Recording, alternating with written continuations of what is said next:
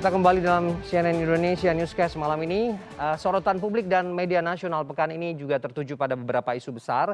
Salah satunya menyeret sebuah organisasi agama yaitu Majelis Ulama Indonesia atau MUI. Ini bermula dari penangkapan seorang tokoh agama sekaligus Ketua Umum Partai Dakwah Rakyat Indonesia yang diduga terkait kasus terorisme. Dan tidak hanya itu, polisi juga mengamankan anggota Komisi Fatwa MUI dengan dugaan kasus yang sama. Nah, puncaknya ini di media sosial, lini masa ini juga gencar disuarakan untuk membubarkan organisasi Majelis Ulama Indonesia ini. Nah, kita lanjutkan dialog kita masih bersama Mas Revo dan juga Bang Irfan. Kita masih bersama Bang Irfan dan Mas Revo. Terima kasih. Masih. Ya, oke. Saya ke Bang Irfan kalau gitu. Bang, situasi hari ini, isu-isu yang berbau agama seperti ini masih diasosiasikan ke dalam ranah politik oleh publik begitu ya. Bagaimana framing yang sebenarnya atau sudut pandang yang pas begitu untuk dimunculkan ke masyarakat tentang isu-isu sensitif ini, Bang? Ya, Fer. Ini memang harus di-handle atau dikelola dengan penuh kehati-hatian. Karena menyangkut agama ya. Menyangkut nama agama lah paling nggak menurut saya. Bukan agama secara ideologisnya, tapi paling nggak nama sebuah agama yaitu Islam lah sebutlah. Penangkapan Farid Ogbah ini memang menjadi polemik yang melebar kemana-mana jadinya. Ya. Kemudian ada muncul tagar bubarkan MUI dan seterusnya. Nah, ini tidak bisa dilepaskan dari residu politik yang membuat pertarungan di darat, maksudnya di ranah sosial kehidupan sehari-hari maupun di lingkungan sosial media itu terus terjadi berkepanjangan dari residu politik ini. Nah, itu impact-nya kemudian ya begitu ada satu isu yang meletup, terus kemudian bisa digiring atau diolah, digocek lah kalau bahasa sepak bolanya kemana-mana. Yeah. Nah, memang ini perlu komunikasi yang baik, perlu kehati-hatian supaya tidak kemudian menimbulkan gesekan-gesekan yang lebih serius di antara masyarakat, terutama ya kelompok-kelompok keagamaan. Karena kalau salah menghandle itu kemudian kan muncul akhirnya jadi kecurigaan yang misalkan ini bisa dari dua sisi. Kecurigaan satu, MUI sudah disusupi oleh jaringan teroris misalkan sehingga harus dibubarkan. Itu kan satu bisa menjadi seperti itu pandangannya. Atau ya sebaliknya gitu ya, bahwa jaringan teroris ini sudah bergerak liar kemana-mana tapi pemerintah kemudian kecolongan. Itu bisa menjadi satu perspektif yang lain. Kemudian ada juga perspektif alternatif yang kemudian melihat bahwa ini pemerintah lagi mau ngacak-ngacak MUI melalui isu penangkapan Farid Ogbah. Ini kan harus dikelola dan dikirkan dengan baik. Sebenarnya apa sih tujuannya? Kemudian kalau sebutlah misalkan itu related sama aktivitas terorisme ya mending dipetakan aja secara jelas, secara clear gitu ya, bahwa ini yang bersangkutan misalkan nih terlibat pada pengumpulan dana atau terlibat pada pembinaan atau sisi mana kira-kira keterlibatan itu terjadi gitu ya, sehingga tidak kemudian menimbulkan spekulasi-spekulasi yang bergerak liar di masyarakat yang ujung-ujungnya jadi malah perdebatan yang tidak relevan pada inti persoalannya, kira-kira begitu. Oke, Mas Revo, bagaimana sih sebenarnya kita bisa mengelola isu ini agar tidak liar seperti yang Bang Irfan katakan, tidak kemana-mana begitu, dilokalisir saja karena ini cukup sensitif. Betul, Fer. Sepakat dengan yang disampaikan oleh Mas Irfan ya, bahwa isu ini kan harus dikelola dengan sangat hati-hati. Karena sekarang kan isunya sudah sudah berputar kemana-mana gitu ya. Pertama misalnya isu tentang kekhawatiran sel terorisme ini bermutasi ke partai politik misalnya, itu juga salah satu isu yang sekarang sedang mengemuka. Kemudian bagaimana yang ini kan juga menjadi kekhawatiran kalau misalkan ternyata benar, artinya kan cukup membuat kita semua khawatir ya. Memang benar sel-sel teroris itu kemudian bermutasi menjadi partai politik. Tapi kan isu ini juga sudah dibantah oleh internal dari Partai Dakwah Rakyat Indonesia (PDRI). Gitu. Kemudian isu lain bagaimana yang tadi disampaikan Mas Irfan, MUI disusupi sehingga muncul tagar-tagar bubarkan MUI dan sebagainya. Saya pikir ini juga terlalu sudah semakin jauh gitu. Dan yang ketiga mungkin ini akan sangat terkait dengan kehidupan masyarakat bawah dan masyarakat umum gitu. Bagaimana kemudian masyarakat akan mempunyai rasa skeptis atau ketidakpercayaan kepada lembaga-lembaga amil zakat dan amil sodakoh gitu ya. Nah khawatir kalau misalkan kita menaruh duit kita ke kotak-kotak amal kemudian diselewengkan ke dalam kegiatan-kegiatan terorisme.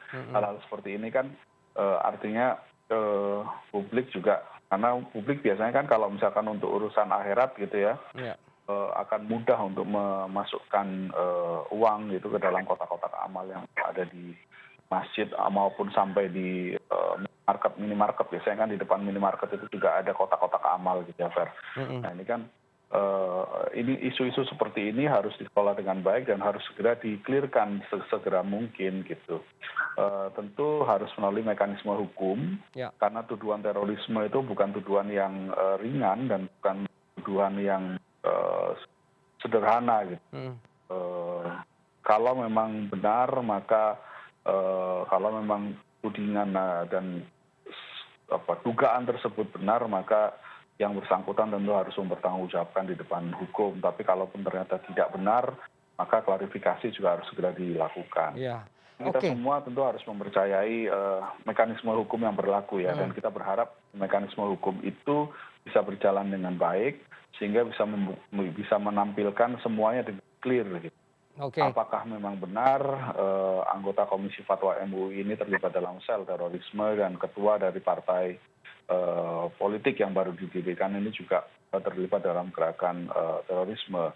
Nah ini kan saya pikir setelah masa penyidikan kemudian pasti akan masuk dalam masa persidangan. Kalau memang penyidikan apakah memang bukti-buktinya cukup kuat sehingga bisa masuk persidangan dan kemudian persidangan yang nantinya akan membuka semuanya.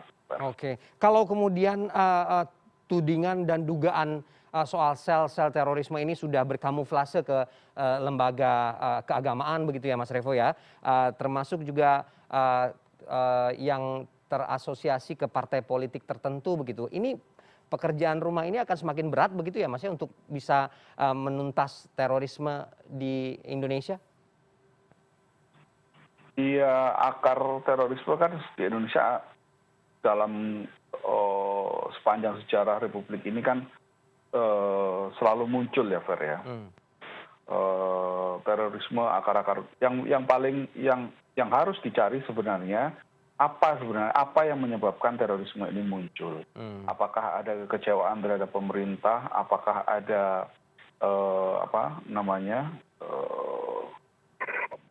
pemerintah terlalu jauh dari masyarakat, ada ketidakadilan, ketimpangan sosial dan sebagainya gitu. Kemarin kan juga Menhan Menteri Pertahanan juga menyampaikan ya ketika berbicara di sebuah event internasional juga salah satu dari akar terorisme itu kan adanya ketimpangan sosial dan sebagainya gitu. Pemerintah yang berjarak dan itu akan memunculkan. Nah, saya pikir berarti kalau ketika Menteri Pertahanan sudah menyampaikan artinya kan persoalan-persoalan sebenarnya sudah bisa dipetakan. Kalau misalkan apakah terorisme itu bisa dihilangkan secara sampai ke titik terendah gitu ya. Kita kok dalam sejarah Republik ini dari Presiden pertama sampai sekarang juga gerakan terorisme itu selalu teridentifikasi gitu ya. Maka PR-nya ini PR lama sebenarnya. Nah, kalau misalkan ini PR lama dan pangkal persoalannya sudah teridentifikasi, nah kita sih berharap itu dulu yang harus diselesaikan. Nah, kalau misalkan sampai berkamuflase ke organisasi-organisasi sosial politik, apalagi keagamaan, maka ini juga menjadi salah satu warning ya. Ini early warning lah gitu ya. Warning kepada organisasi-organisasi keagamaan, apalagi organisasi keagamaannya selevel di Majelis Ulama Ya. Indonesia yang sudah punya sejarah panjang juga di tanah air ini untuk bisa setidak-tidaknya bagaimana kemudian melakukan atau menangkal virus terorisme ini masuk gitu dalam Oke. organisasi ini seharusnya menjadi warning yang serius ya, walaupun MUI sudah menyatakan bahwa ini persoalan individu, tidak ada sangkut pautnya dengan MUI dan kita percaya akan hal itu, tapi ini kita berharap tidak dipandang sebelah mata atau Ya. dianggap ringan, karena kita tentu tidak berharap ya sel-sel terorisme itu bisa masuk atau doktrin terorisme itu bisa masuk ke dalam individu-individu yang kemudian duduk dalam lembaga-lembaga strategis seperti MUI. MUI ya. Oke, saya ke Bang Irfan kalau gitu. Bang Irfan, kalau sudah ada kasus seperti ini ya, melibatkan tokoh agama, lembaga keagamaan, narasinya pasti pelanggaran HAM, kriminalisasi begitu. Menjaga narasi-narasi ini supaya tidak selalu begitu dan berulang, bagaimana sebenarnya? Ya, ada dua hal sih yang harus dipegang ya. Satu, ini dari sisi niat nih, harus benar-benar dibuktikan bahwa aparat keamanan atau pemerintah secara kelembagaan, secara lebih menyeluruh, itu punya niat yang tulus untuk melindungi masyarakat dari kemungkinan serangan-serangan terorisme. Jangan sampai terselip sedikit pun niat untuk mendiskreditkan atau memojokkan salah satu kelompok atau salah satu agama. Jangan sampai niat itu ada. Tapi benar-benar harus didasarkan pada niat yang tulus dan serius. Ini kami laksanakan atau petugas keamanan itu menjalankan ini memang murni untuk menjadi bagian dari kewajiban melindungi hak keamanan yang harus dinikmati oleh masyarakat Indonesia secara keseluruhan. Kemudian yang kedua, itu semuanya harus dilandaskan pada tata aturan hukum. Jadi semua pihak juga harus menahan diri untuk tidak kemudian buru-buru berkomentar yang sifatnya menyimpulkan, apalagi sifatnya sudah menuduh-nuduh gitu ya. Itu kan dampaknya akhirnya bisa menjadi malah memperkeruh keadaan. Tapi laksanakan proses demi prosesnya itu memang berdasarkan tahapan-tahapan yang diatur sesuai dengan tata aturan hukum kita. Sehingga supremasi hukum itu benar-benar terjadi, bukan hanya menjadi jargon bahwa ini adalah penegakan hukum yang harus kita jalankan. Gitu. Jangan sampai hanya menjadi jargon seperti itu. Nah rasanya kalau dua hal ini dipatuhi atau dijalankan dengan baik, itu narasi-narasi yang liar tadi itu juga otomatis akan tersaring ya, akan terfilter. Tidak akan kemudian itu bisa menjadi isu utama atau yang menjadi bahan perbincangan oleh masyarakat. Apalagi kalau semua pihak kemudian punya kesadaran untuk menahan diri, tidak terburu-buru menyimpulkan, tidak terburu-buru menuduh-nuduh, karena tadi ini isu yang menyangkut nama sebuah agama. Itu sensitif sekali kalau kita kemudian jatuh pada prejudice, jatuh pada sinisme gitu ya. Itu dampaknya bisa, menurut saya bisa sangat berat gitu loh.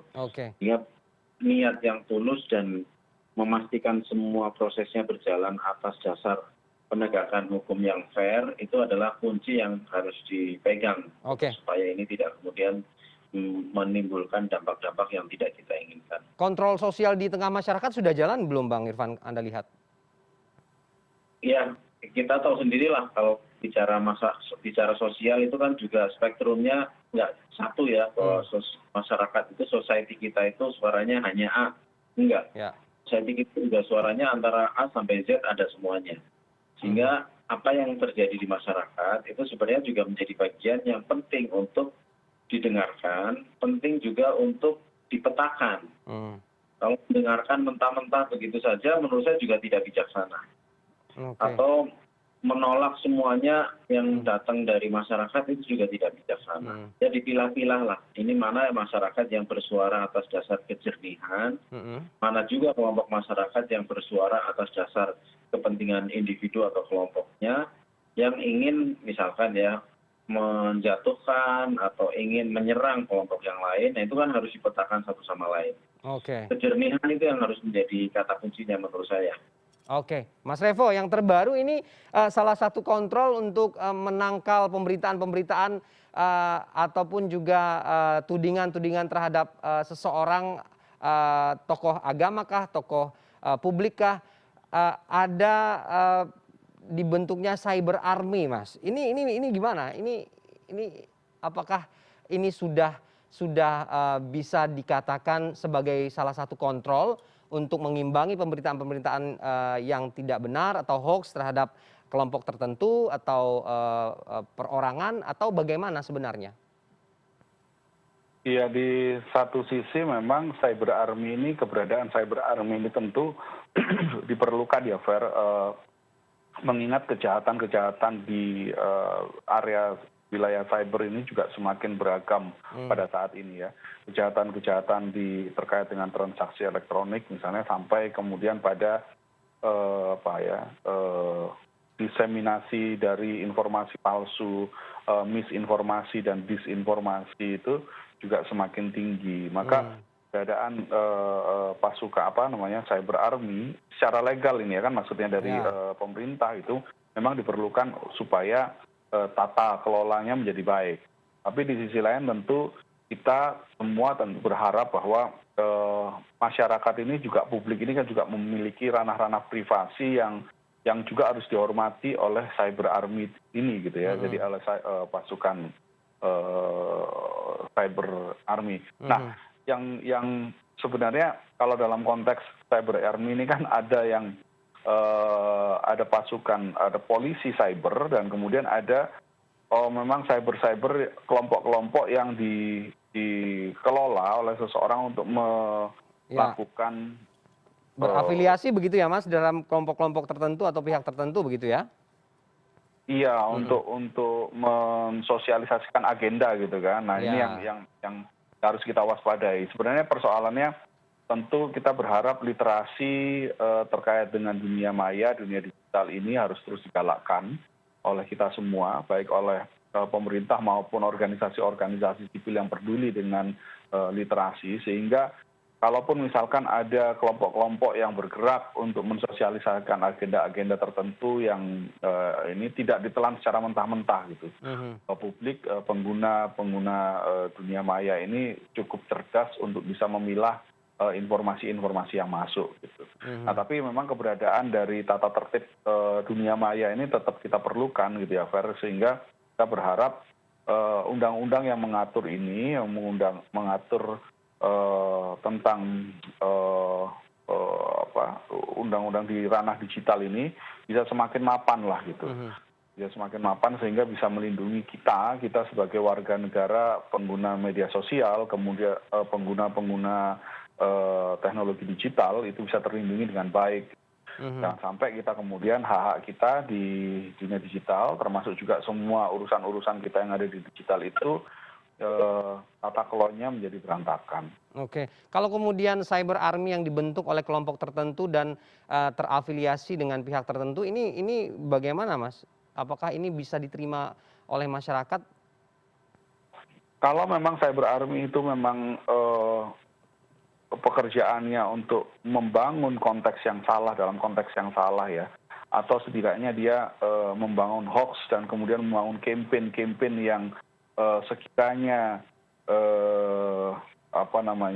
sekiranya membahayakan kehidupan bernegara, itu harus ada yang melakukan proses-proses penertiban. Tentu landasan yang dalam melakukan penertiban tentu harus ada dasar hukumnya, kemudian tidak menghalangi kebebasan berekspresi dari seseorang. Sejauh mana cyber army ini bertindak, apakah dia melanggar hukum? Ya, itu yang harus menjadi pertimbangan utama. Sepanjang kalau misalkan dia melakukan pelanggaran-pelanggaran hukum di dunia digital, ya tentu kita berharap itu ditertibkan. Kalau misalkan sudah sampai pada misalnya doxing, kemudian melakukan campaign negatif yang secara sangat-sangat berlebihan dan merugikan orang lain, maka ada mekanisme hukum tentunya yang kita harapkan bisa diberlakukan. Oke, baik, Mas Revo. Bang Irfan, terakhir ke Anda menyorot keberadaan cyber army ini seperti apa? Karena kan identiknya cyber army ini tugasnya melakukan serangan balasan begitu dalam konteks konotatif begitu. Apa catatan Anda? Biasa balik lagi tadi lah kepada niatnya ya, karena kalau dari namanya kan mestinya cyber army itu yang punya adalah pemerintah. Tugasnya bukan hanya untuk perang opini saja, tapi juga untuk melindungi masyarakat kita dari kejahatan-kejahatan di dunia cyber. Entah itu pencurian data, entah itu penipuan lah, macam-macam ya. Nah itu mestinya cyber army ini dibikin untuk itu. Bukan menjadi alat kekuasaan untuk melanggengkan kekuasaannya misalkan, atau bukan menjadi alat kelompok tertentu untuk menjatuhkan lawan politiknya. Nah kalau kayak gitu kan menjadi terdistorsi dari fungsi cyber army tadi. Akhirnya kira-kira ya hanya menjadi kayak preman cyber aja jadinya. Untuk kepentingan saya bikinlah kelompok ini sebenarnya kelompok preman gitu ya, untuk memukul dia atau untuk memeras dia atau untuk ya dalam tanda petik untuk berbuat kejahatan lah. Nah itu jangan sampai. Niatnya kalau memang ini dibangun untuk berorientasi kepada kepentingan publik, saya rasa sih bagus-bagus saja. Cuman ya tadi bagusnya memang ini dilegalkan. Jadi pemerintah yang punya, nanti nggak kemudian setiap orang itu dengan latahnya ini kami ada cyber army lah gitu ya. Entah itu apa Muslim cyber army atau Christian cyber army atau Anonymous cyber army atau yang lain-lain, itu kan jadi nggak kemudian acak-acakan gitu ya, semua orang mengklaim punya cyber army. Nah kalau yang sifatnya tadi memang konten untuk istilahnya perang opini atau dalam tanda petik ya untuk dialektika ya, ya memang seperti yang Om Revo tadi mesti harus ada koridornya. Kita dalam kehidupan sehari-hari saja kita ngomong, kita berbahasa, kita menulis itu ada koridornya, ada kaidah-kaidahnya kan, nggak boleh menyebarkan kebencian, nggak boleh memfitnah, nggak boleh menyebarkan kebohongan. Itu kan dalam kehidupan nyata juga seperti itu.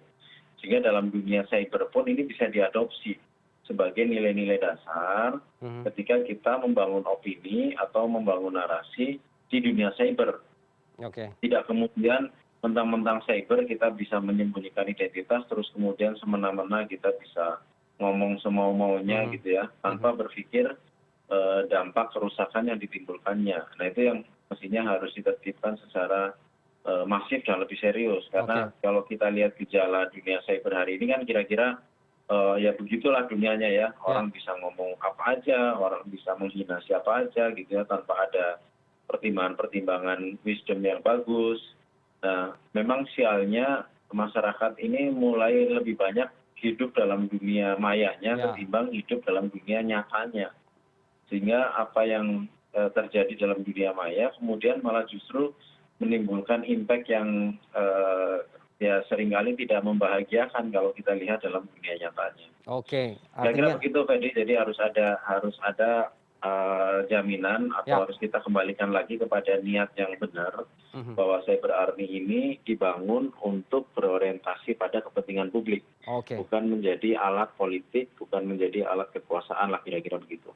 Masih ada waktu kemudian untuk mempersiapkan tools yang tepat sebagai kontrol dan pengawasan untuk masyarakat begitu ya, agar tidak keluar dari koridor yang sudah sesuai dengan niat tadi yang disampaikan Bang Irfan. Bang Irfan, terima kasih sudah bergabung dengan kita malam ini. Mas Revo, terima kasih waktunya untuk CNN Indonesia Newscast. Kita kembali berjumpa minggu depan.